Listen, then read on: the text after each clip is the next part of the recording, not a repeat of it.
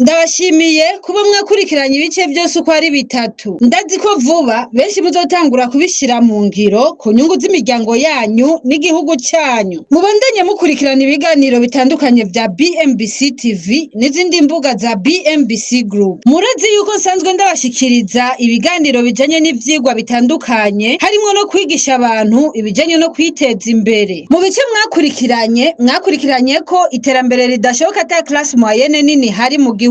Ivyo biganiro bikaba biri ku mbuga zose za BMBC. Muri iki gice rero umuyobozi mukuru aratubwira ko kugira umuntu atera imbere hasabwa ibiharuro vyisungwa n'ababateza imbere aribo leta, imiryango yabo canke amashirahamwe bakorera. Ivyo biharuro rero ni samadone. Muri kino kiganiro nivyo abatunganya ivy'iterambere bashobora kwisunga kugira ngo bamenye mu bo batunze uko bimeze, nimba ari abakene canke bari muri classe moyenne canke ari abatunzi, hose bashobora kumenya aho baba baherereye. None bikorwa gute? Nimwumvirize muri kino kiganiro inyishu ya vyose. Rero iterambere bijanye ishingiye ku biharuro.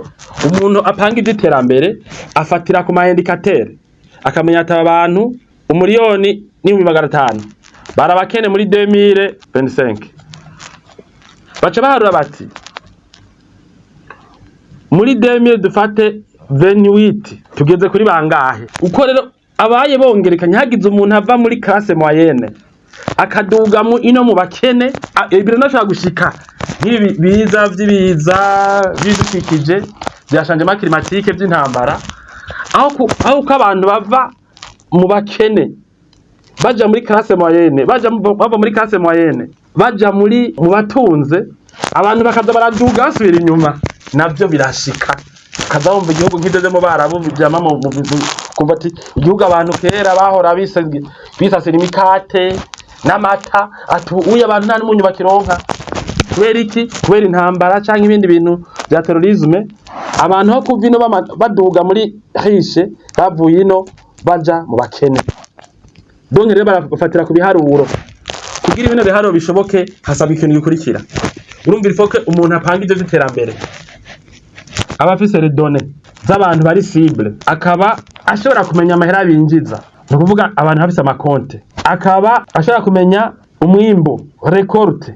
Hamwe ashobora kuvuga ati muri 2025 muri aba bakene naka 2025 yaronka 25 kilo ya kafe mu gipimo ciwe, ariko muri 2028 dufate canke 35 canke 40 canke kombe canke 60, ubu yasigaye afise aronka 300 kilo kuko yaraguye indimiro, kandi ubu yarafumbira neza, kandi baramuronkeje ubuhinga bwo kurima buteye imbere cyangwa akoresha imashini cyangwa iki. Urumva directement ngaho urashobora gukompara roveni mu vy'ikawa yaronka uyu muntu. Ni ukuvuga igihe uyu muntu apanga ivy'iterambere adafise amadone yerekeye abantu ariko ateza imbere ntabishobora.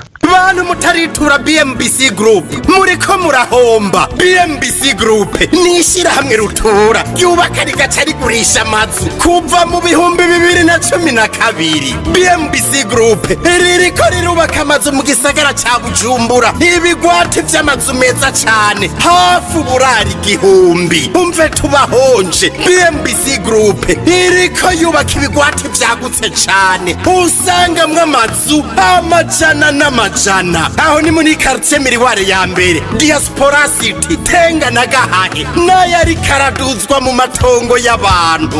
Abakiriya ba BMBC Group hanini n'aba diaspora. BMBC Group ifise amatonga kwije ibisabwa, wiguriye inzu yawe mu nyuma ntazuguruzuguru. BMBC Group ikubakiye inzu ushobora kuriha cash canke bukebuke canke kwidanira izomara imyaka 50. BMBC Group irubaka inzu igacishiramwo vyangombwa vyose, ukinjira umenga utashe muhira. BMBC Group yarazize kuzera inze, umva kabirya kayo yifitiye n'inganda zihingura ibikoresho bijejwe kubaka ayo mazu. Murashaka kubakisha amazu y'uburaro, amahinguriro, amahoteli, amashure, ibitaro n'izindi? Egere BMBC Group ifise aba engineer b'inzobere kandi bo ku rwego mpuzamakungu. BMBC Group muzoyimenyera ku mazu yakaka kandi akomeye cane ku biciro vya mbere biri hasi mu Burundi.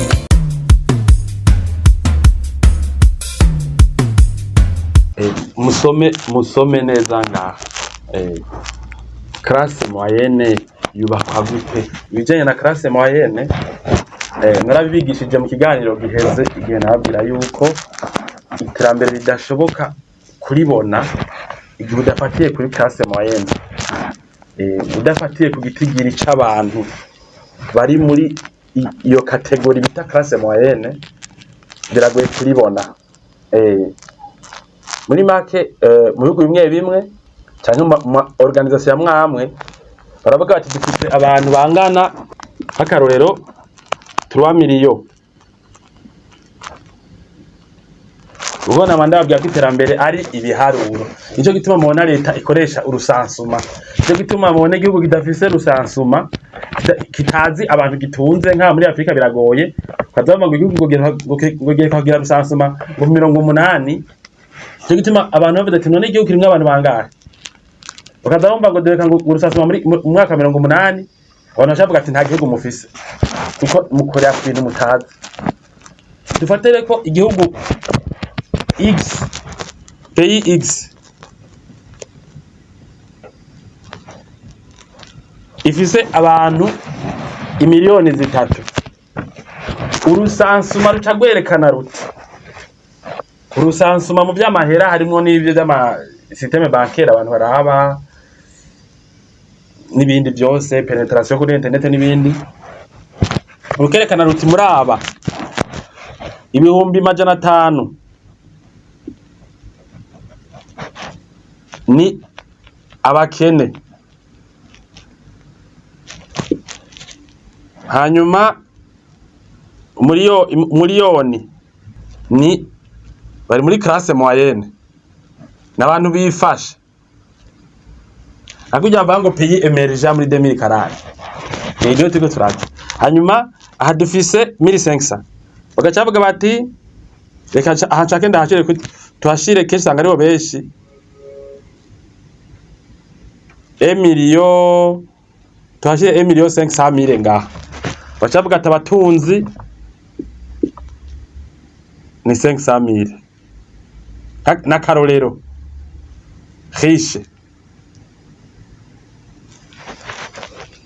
Tegum rero kugira ngo iterambere indicateur nziza y'iterambere nuko ahava abantu bakaja ngaha bakabatunzi, ahantu mu bakene hakava abakene bakaja matunzi. Hariho ama proportion amarasyo bakorerako bakavuga bati ko abakene ku bantu ibihumbi miliyoni 3 ko abakene dusigaranye ngaha gusa ibihumbi 200. Hari cyo no kwita manorme muri ibintu bya finance n'ama economy aca bwira abo bantu bati abantu bawe igihugu cawe ni emergent canke ni developer ukwa, n'est-ce pas? Uko abakene ni buraya bariyo. No muri Amerika hari abakene. Hari abakene bipfuza bijya bijungu vyawe. Higashaka ko bahantu aca marameza mugabo uwo mbwira ati none wewe zifungwa bivahe musiga. Hose kwisi abantu bakenya abantu bagowe barabaho bararama barabara. Murazi ko nabwiye nti iyo ndiko ndabigisha bino bintu ntimuzagire mwiyumvira ngo hogera igihe iyi kategori bamwe abantu kuko naho igihugu cyotera imbere cyane abantu benshi bakaja muri classe moyenne bagatera imbere baca bajyana. Hari abashasubira ino hama hari abantu bakenye bala teze mugabo birashaka gushika ahantu ntihaba batunzi abantu bose bashaka abahantu banakasha bose gukena bose bakabura ibitaro bakabura ikonte bakabura aho bivuriza bakabura aho biga bakabura amazi meza bakabura ikintu na kimwe mugabo ntibikunda ko abantu bose babira rimwe abatunzi. Rero iterambere bijanye ishingiye ku biharuro umuntu apanga iterambere afatira ku maindikateur akamenya ati abantu umuriyoni n'ibihumbi 500 barabakene muri 2025 baca baharura bati muri 2000 dufate 28 tugeze kuri bangahe. Uko rero abaye bongerekanya hagize umuntu ava muri classe moyenne akaduga mu ino mu bakene ibiro nashaka gushika n'ibi biza bidukikije byashanje climatique by'intambara aho ko abantu bava mu bakene baja muri classe moyenne bava muri classe moyenne baja mu batunze abantu bakaza baraduga basubira inyuma navyo birashika kaza wumva igihugu nk'ivyo mu barabu bijama mu kumva ati igihugu abantu kera bahora bisasira imikate n'amata ati uyu abantu nta n'umunyu bakironka kubera iki kubera intambara canke ibindi bintu bya terrorisme abantu ho kuva ino baduga muri hishe bavuye ino baja mu bakene donc rero barafatira ku biharuro kugira ibintu biharuro bishoboke hasaba ikintu gikurikira urumva ifoke umuntu apanga ivyo by'iterambere aba afise les données z'abantu bari cible akaba ashobora kumenya amahera binjiza no kuvuga abantu bafise amakonte akaba ashobora kumenya umwimbo recorte hamwe ashobora kuvuga ati muri 2025 muri aba bakene naka 2025 yaronka 25 kilo ya kafe mu gipimo ciwe ariko muri 2028 dufate canke 35 canke 40 canke 40 canke 60 ubu yasigaye afise aronka 300 kilo kuko yaraguye indimiro kandi ubu yarafumbira neza kandi baramuronkeje ubuhinga bwo kurima buteye imbere cyangwa akoresha imashini cyangwa iki urumva directement ngaho urashaka gukompara roveni mu vyikawa yaronka uyu muntu no kuvuga igihe uyu muntu apanga iterambere adafite amadone yerekeye abantu ariko ateza imbere abishobora icyo gituma nkajya amawe nije mubona bagira jya enquête bagenda bati turafise abantu tuko turasista nk'ibihumbi 5 mu ntara zingahe ati rero bakagerageza kumenya ukuntu bari bifashe imbere y'ibyo batanguriye n'igihe barangirije hakora amadone utazi ukuntu babayeho uno munsi ushobora kumenya ukuntu bagize batembere hanyuma ikonte ibi by'ikonte hari ibihugu usanga amahera umuntu yinjiza bayazi na epargne izwi na epargne ikabizwi ibyo akora ibintu byose donc umuntu afise umwidondoro we ku buryo ibintu byose akora ababijeje nko muri finance ushaka kumenya baramenya reba ati umuntu kwa David muri 2012 yinjiza kandi nivyo jewe 2012 ninjiza 150,000 ku kwezi niyo mehera ninjiza ayo umugabo ntayo novuga barashaka kuca bagereranya n'umushahara wanje fise ku kwezi ubu eske yo bari 800 kiretse ko amahera atagaciro urabona ko ngaha navuye ngahangeze ngaha aye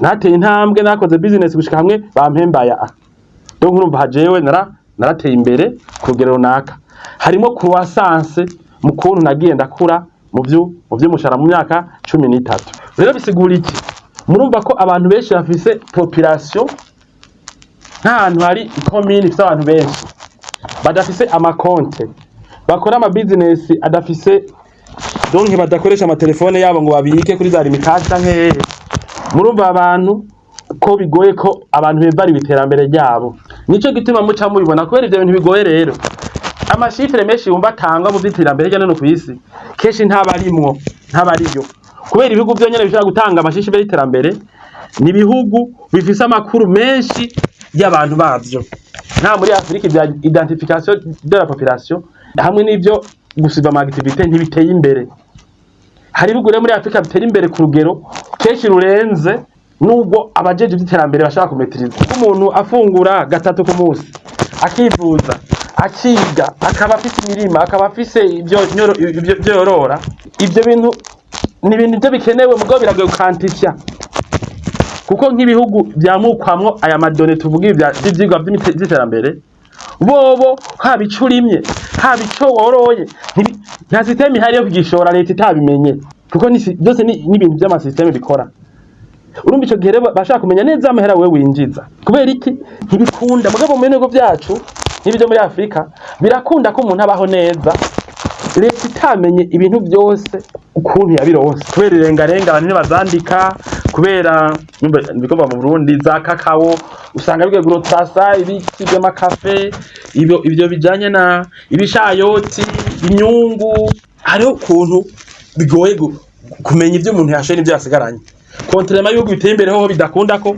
izo données zibeshapa usanga n'abaproducer nabo nyene bafise amarogisi babishiramo urumva rero twege ini wacu muri Afrika iterambere riragoye kuvuga mu biharuro kenshi abantu baca barabukunta abantu babayeho ko bavugwa urabona amareta yitwararika kurosa abantu bayo amazi, amatara, amabarabara, umutekano, aho bivuriza, aho biga, amasoko, ibintu nk'ivyo.